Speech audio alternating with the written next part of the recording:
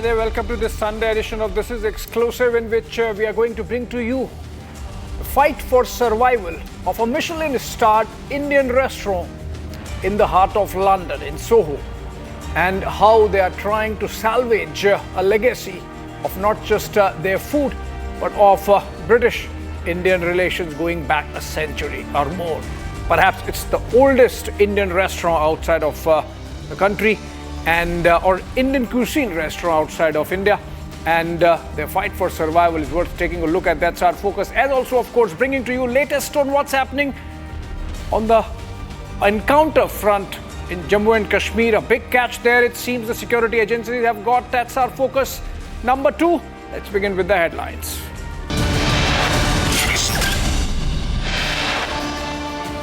British culinary legend Veeraswamy fighting for its beloved home, Michelin-starred, on the verge of closing.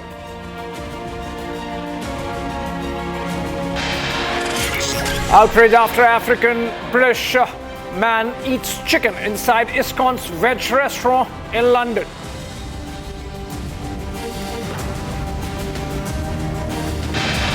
Can we see some move from the government in the first week of Parliament session on removal of Justice Verma? The signature is underway and it has crossed 100 already. Impeachment motion against Justice Verma to be moved in Parliament. Rijiju says MPs have signed the motion for the process.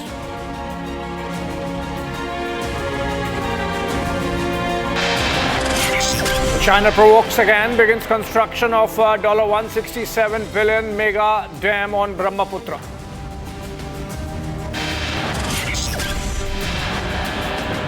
Encounter underway in Jammu and Kashmir's Kishtwar. Two senior Hizbul commanders trapped in the encounter.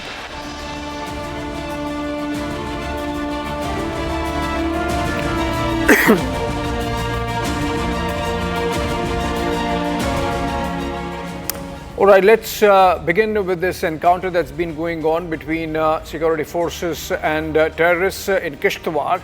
Reports coming in that the agencies have zeroed in and trapped two senior Hizbul Mujahideen commanders identified as Riyaz Ahmed and Mudassir Hussain. They're both trapped, and the agencies are closing in. The security forces are closing in on them. Both carry rupees 10 lakh award on them. And for more details on this, let's go to Gursimran. He's joining us live from Jammu. These are pictures of these two terrorists who are trapped. And Gursimran, if you are getting me, first tell us, these terrorists, are they Pakistani origin terrorists? Second, where exactly is this encounter taking place, and how close the security forces are to getting these two terrorists?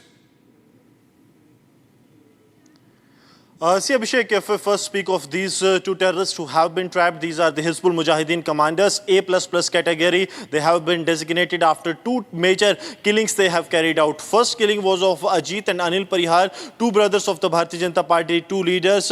They were shot dead in the month of November 2020. It was 2018 when they were shot dead. Important to mention that daughter of Anil Parihar, Shagun Parihar, is now the BJP MLA from the Kishtwar. And the second terror attack that they carried out, it was in the April month of 2019 when they killed the RSS activist Chandrakant in a broad daylight in Kishtwar District Hospital, and then they fled away from the spot. Since then, since April 2018, there were no whereabouts about these terrorists, though there were some inputs that were being worked upon, but never it had happened that a contact was established. But now, after 6 years, the first contact has been established. We are told that this is in the upper reaches of the Nagsani area that connects with the Dachan. This area, to be very precise, where the encounter has started early this afternoon. It was around 3:30, 3:45 when the first exchange of fire has taken place. Now, officials in the Jammu and Kashmir police as well as the Indian Army are confirming to us that there have been 2 rounds of exchange of fire, after which there has been a lull that is prevailing, but the forces on ground have been asked to go full throttle against these terrorists, to hunt them, to chase them down and neutralize them. Because see, this is a big catch for the security forces. Reason being that this group was nowhere to be seen in last 6 years, and now they have surfaced. This group is a local group. These both terrorists are locals, because you remember that whenever the data comes that majority of the terrorists are Pakistani, only 3 names surfaced of local terrorists. First is the Saruri, Jahangir Saruri, who is the longest surviving terrorist of Hizbul Mujahideen in Jammu and Kashmir. He also operates along with this group, but yesterday the input that was generated by the security forces, that finds no mention of Jahangir Saruri. It was only Riaz and Mudassir that were intercepted, and the operation was launched. Now the forces are trying to neutralize this, because with the killing of these two, the active cadre of the Hizbul Mujahideen will be wiped out, because their age is somewhere close to 20, 30, 35. And the other one, that is Jahangir Saruri, who is the senior most commander, he's in late 60s. So now the forces are putting their full focus to neutralize this group, because this group, this is a perpetrator of the killing of the sitting BJP MLA Shagun Parihar's father, Anil Parihar, along with her uncle Ajit Parihar in 2008 in Abhishek. Gursimran, that's a big one. It seems that the security agencies have finally got to lay their hands on. Please tell us some of these terror acts in which these terrorists were involved. You mentioned about the Parihar case, senior BJP leader. What are the cases in which these terrorists were involved? See, Abhishek, what had happened that at the time of the Parihar killing, they were not in the list of the terrorists, but it was the first act of terror they carried out with the local terrorist named Osama, who was later killed in an encounter in the area of Batot in the Doda district by the security forces. But these two, they too escaped like anything, though there were some chatters that were picked up by the security forces that they were also in touch with the Jaish group that have come from Pakistan, but that was not established because they never met those groups, though there were some communications that were picked up by the security forces. The attacks that you have mentioned, first was the Parihar brothers when they were killed in the Kishtwar district. It was in the evening when they were going out in the market. They were shot dead by the terrorists of Hizbul Mujahideen. Then the second act they carried out, it was in the next years, that is in the April 2019, when they killed the RSS activist Chandrakant at the district hospital in the Kishtwar district along with his PSO, and they decamped from there along with the weapon, though the security forces launched a massive manhunt. But these terrorists, they were out of radar for 6 long years, and now they have been intercepted. The security forces are seeing this as a major success because they have been cordoned in. Now the Assam Rifles along with the Indian Army's local units that are operating in the area, Jammu and Kashmir Police Special Operations Group and the CRPF, all are part of these operations that have been launched, and now we are told that the senior officials are also heading to the operation site in the Chirji area of the Nagseni Dachan area. The operations are very important and specifically this one because their target have always been the BJP leaders and the RSS activists that are active in the district of Kishtwar. Gursimran, just before I let you go, please tell us, given the kind of the number of terror attacks these people were involved, the fact that they have rupees 10 lakh reward on their head, the fact that they were evading agencies for all these years and carrying out those acts with impunity, how much of Hizbul Mujahideen would be taken down? How many of its cadres would become ineffective if these 2 terrorists hold up now in this encounter and cornered are going to be taken down? Abhishek, if we speak by the books, in the Jammu region, there are only 3 terrorists of Hizbul Mujahideen that are active, and the books reads that it is the Jahangir Saruri, the longest surviving terrorist, who is in his late 60s. So technically he is ineffective. He can only be in the conspiracy part. He cannot be the one who can actually execute the terror attacks. The other 2 names are Riaz and Mudassir, because they are the one who are actually running this Hizbul Mujahideen in the Jammu region, because their chatters have been picked with the other terror groups also. They have been active believe they have been running from one house to another house because their activities have been reported to the security forces in last 6 years, but they were never intercepted. This time they have been intercepted, and if they are eliminated in this operation, then it will be, if you can say that the Hizbul Mujahideen is technically wiped out, it will not be wrong, because until and unless there are more recruitments to the Hizbul Mujahideen in the Jammu region, Jahangir Sururi is completely ineffective as per the officials we have spoken to in last couple of years, especially after his movement was picked in the upper areas close to his home, and they said that he is ineffective. He can only be part of some conspiracies, but he cannot be anymore an executioner. But when it comes to Riaz and Mudassir, they are the young ones, the young lords Hizbul is actually relying upon, and with the elimination of these two, if it happens in this encounter, it is going to be one of the major successes Jammu and Kashmir is looking, because with this the Hizbul cadre will be wiped out completely, and this will be another major success, because last month we saw that the senior most commander of Jaish-e-Mohammed, Molvi alias Jabbar, who was active here for more than 4 years, he was neutralized in the Dudu Basantgarh encounter on 25th of June. Abhishek. All right. Thank you so much, Gursimran, with those details about this ongoing encounter in Jammu and Kashmir's Kishtwar, where these two Hizbul Mujahideen terrorists are holed up now and cornered by security agencies, and most likely they would be eliminated, and that would be a big setback for Hizbul Mujahideen operations in the Union territory.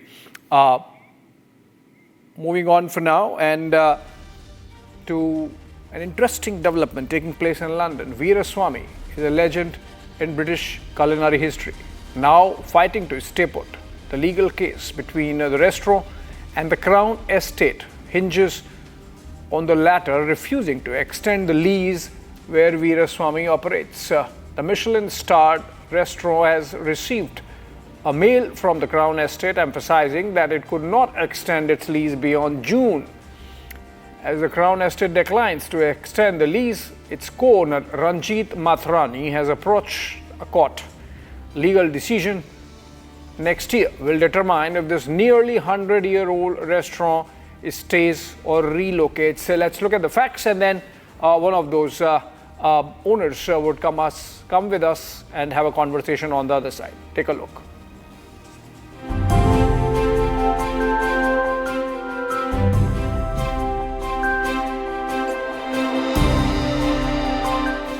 Veeraswamy, a landmark of India and United Kingdom's shared cultural history.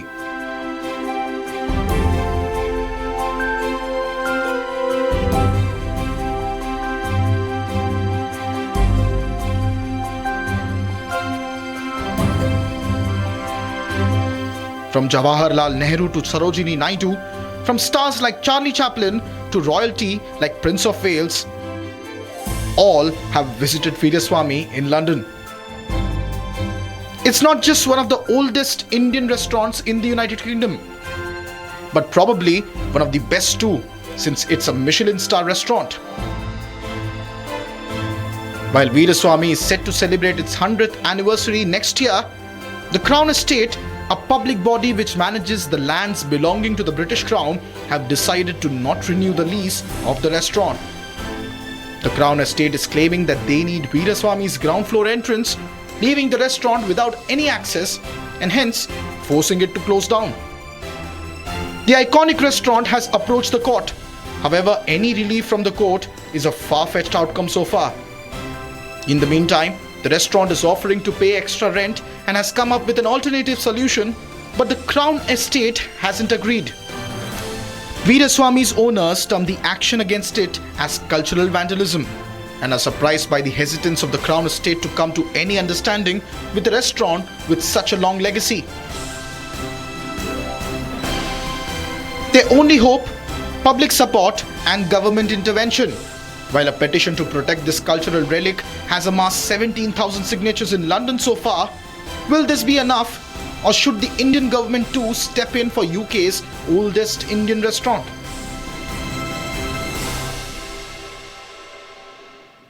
All right, Chamellia Punjabi, Group Director of Veeraswamy, joins us live from London. Very good evening to you, ma'am, and thanks for joining us. First up, the kind of legacy, it's not just about the culinary legacy, I think it's a piece of history, this restaurant.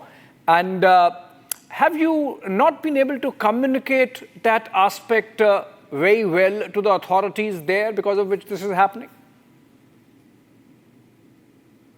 I think it's been very well communicated to the authorities. We have written to the Crown Estate many times. We have given options. There has been huge media coverage in Britain, in all the leading newspapers, on BBC Evening News, on ITV News. So everybody is aware. The symbolism of Veeraswamy goes much beyond.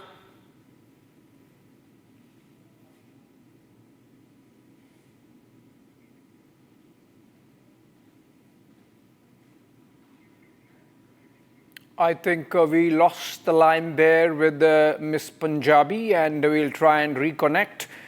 This is essentially, she was talking about the dialogue that's happening. All right, she's back. Yes, continue, ma'am. We lost your line there briefly. Please come. At the same time. Go ahead.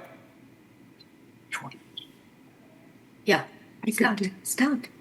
Yeah. So, Veeraswamy is not just a restaurant, it's a cultural institution. It was patronized by royalty both from the West and from India, by politicians, by intellectuals, by famous actors, and people who just loved India and Indian food. It was the place where the discussions took place for the freedom of India during colonial rule. It was open through the World War II, through the Depression, through the period of rationing. It has played its part in British history. And it is such a symbol of Indo-British cooperation. You know, the location of Veeraswamy is interesting. Yeah. It's situated on the mezzanine floor. It overlooks the Grand Regent Street, but the entrance is from a small alleyway on the side. A few years ago, the Crown Estate, the landlord, asked us to make a separate entrance and gave us this 11 square meters. Now suddenly they've decided they want the 11 square meters back. And for what reason? Because they want to have a bigger reception area in the place next door. Now, do you really think that a bigger reception is a reason for terminating a 100-year-old restaurant? Just to understand, Ms. Punjabi, since you mentioned that this 11 square meter was given to you some time back, can you not revert to the earlier arrangement? Because it seems that the restaurant really worked without this 11 square meters for quite some time. You're quite right. We made this offer. We have made other offers that in case they rent,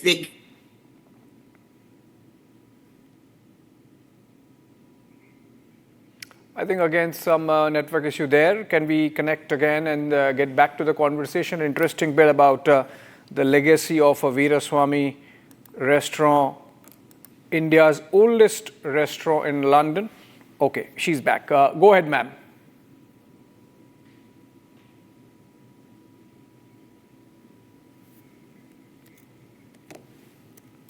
Okay. I think we lost the line there again. We'll try and connect once more if we can. And okay.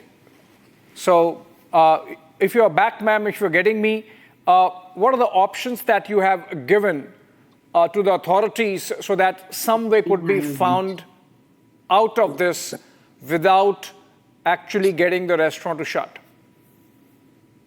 Well, we have asked them for a separate entrance cut off from a shop that they also own next door.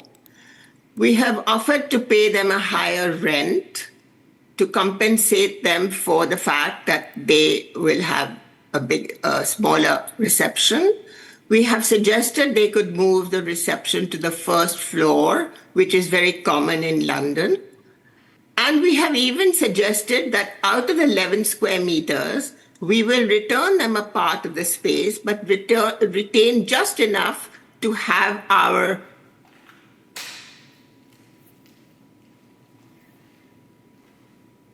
Okay, I think we lost her there again. I think we'll move on because there seems to be some issue with the connectivity. It's an interesting conversation. It's a legacy of not just food in London or Indian food in London, but about the entire India, or some aspect at least of India-United Kingdom relationship.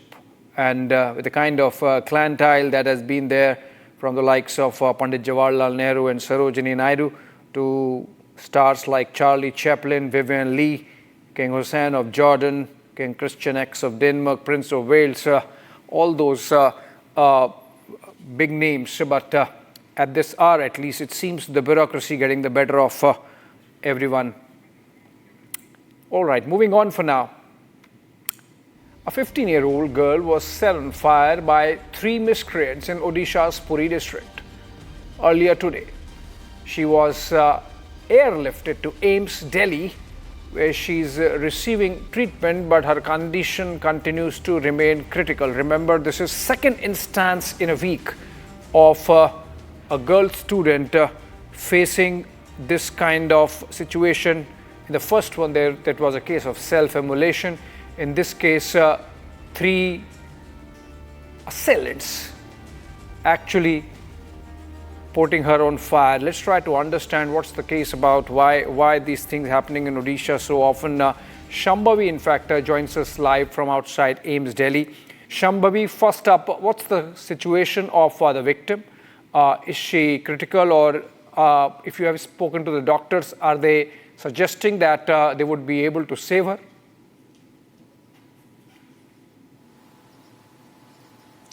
Yes, she continues to remain in the ICU right now, but her condition is stable. And we are receiving reports that she will recover very soon. 100% recovery is guaranteed. All right. Thank you so much, Shambu. But I hope you will continue to keep close track of the developments there on this front. And we, of course, make sure that the assailants there in Odisha are arrested, and the focus remains on this story so that the police is on its toes. A second instance in Odisha of a girl student being targeted. Moving on to another story. China had formally started, or has formally started, the construction of a 167 billion dam over the Brahmaputra river in Tibet, close to the Indian border in Arunachal Pradesh. Chinese premier announced that the start of the construction of the dam at a groundbreaking ceremony in the lower reaches of the Brahmaputra river. The groundbreaking ceremony took place at the dam site of Hyderabad station, and this can potentially cause issues with the Brahmaputra downstream, and hence in India, particularly the state of Assam, even Bangladesh. So let's try to understand what this means. Brahmachalani, strategic affairs expert, someone who's an expert on Brahmaputra basin. He's written books on this subject, joins us live. Thank you so much, Mr. Chalani, for joining us at such a short notice. We much appreciate that. You would have seen this development of the announcement, of course, of the dam had come much earlier, but the groundbreaking ceremony happened last evening, and reports have come in. Your first take on how seriously we should be looking at this development from India. For over 2 decades, China has been engaged in an aggressive and opaque dam building spree centered on the Tibetan plateau. Yet, China's government has refused to negotiate a water sharing treaty with any of its downstream neighbors. China has a dozen downstream neighbors. Not even with one of them has it negotiated a water sharing treaty. Instead, it has focused on building dams right in its borderlands, just before international rivers flow into the territories of neighboring countries. By contrast, India has water sharing treaties with both countries located downstream to it, Pakistan and Bangladesh. In fact, the only water sharing treaties in Asia are the ones that India has signed. But I think the focus needs to be on China's aggressive dam building spree. As we all know, the Three Gorges Dam is currently the world's largest dam. But that dam, the Three Gorges Dam, will be dwarfed by the super dam China is now building right on the India border. And it's building that super dam in a seismically active area, in an area that is prone to earthquakes. This is the area where the Indian plate collides with the Eurasian plate. So this area, this zone, often is racked by earthquakes. In fact, this year's devastating earthquake in Myanmar was also the result of this collision between the Indian plate and the Eurasian plate. And the fault line is very much in the area where the dam, the super dam, is being built. Yeah, Mr. Chilani, then what are the options available to us? We have seen our leaders from Pema Khandu of Arunachal Pradesh, the chief minister there, raise concerns. We have seen Assam Chief Minister Himanta Biswa Sarma raise concerns. In fact, Ministry of External Affairs also has made a statement expressing the possible environmental side effects of this on India and in the geography in general. What more can be done or should be done to make sure that, as you are explaining, this is a seismically active zone with the Indian and the Eurasian plates meeting there. Can we really stop China from doing it, or can we just focus on some containment? I think it's very important to first spotlight what China is doing, which we are not doing. We are not spotlighting China's aggressive dam building activity right on India's border. This has important implications for the safety of our own people. For example, this super dam is a potential ticking water bomb. If it were to collapse, not just thousands, tens of thousands, maybe even hundreds of thousands of people in the Assam plains would die. So India is going to be affected ecologically in terms of potential dam collapse, in terms of disruption of water flows downstream into India and Bangladesh. If India does not speak up, who else will speak up? We need to spotlight what China is doing. That's the first thing that we need to do. We need to shame China by highlighting what it is doing unilaterally with no transparency. This kind of opaque dam building right on India's frontier, and in a way that actually increases the risks for millions of people downstream. I mean, Mr. Chilani, for that we will need to get really aggressive, and it sort of does not go with the present zeitgeist, so to say, of toning down of rhetoric between both the sides. Well, if we don't speak up, then we will allow China to have its cake and eat it too. That's the reason why during Operation Sindoor, China was the third party in the conflict. It was providing real-time satellite reconnaissance data and other intelligence to Pakistan so that Pakistan could actually target Indian military sites. So if we don't speak up, it allows China to continue to be belligerent, to act in a way that is detrimental to India's interests. In fact, it continues to act in a way that actually directly impinges on India's vital interests. Right, absolutely, and that's why I think that's why I think we really need to focus a little more aggressively on this, and as you rightly mentioned, spotlight China's dam building activity, particularly the ones in the seismic zones with potential effects for not just China but for its neighborhood also. I've run out of time. That's why I'm ending this conversation. Thank you so much, Mr. Chilani, for joining us and giving those insights into a potentially dangerous development taking place in India's northeast, with China building that dam, bigger one, or perhaps the biggest one in the world, even bigger than the Three Gorges Dam. On that note, friends, we have come to the end of this bulletin. This is what all we could pack in these 30 minutes. A short break. On the other side, get me right.